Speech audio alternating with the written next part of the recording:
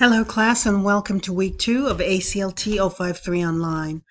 For this week in ACLT 053 Online, you will be working on the week 2 tech learning module.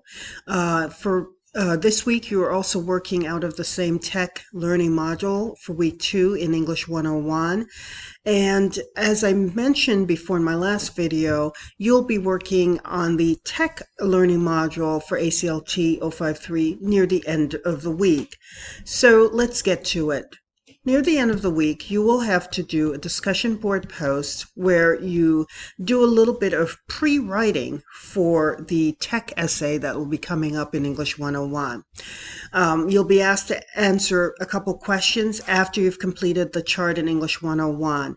One of the questions is, does the structure of the internet itself amplify any issues such as sexism or bullying? How have issues of online sexism been compared to sexism women have dealt with for centuries? And so forth and so on. Remember that you are going to be composing paragraphs, and don't forget that you will be responding to at least 2 other posts for this module. Also, at the end of the week, you'll be working on the Module 1, Week 2 Reading and Writing Reflection, where you'll be reflecting on your reading, much as what you did for Week 1. I hope this information was helpful. Thank you.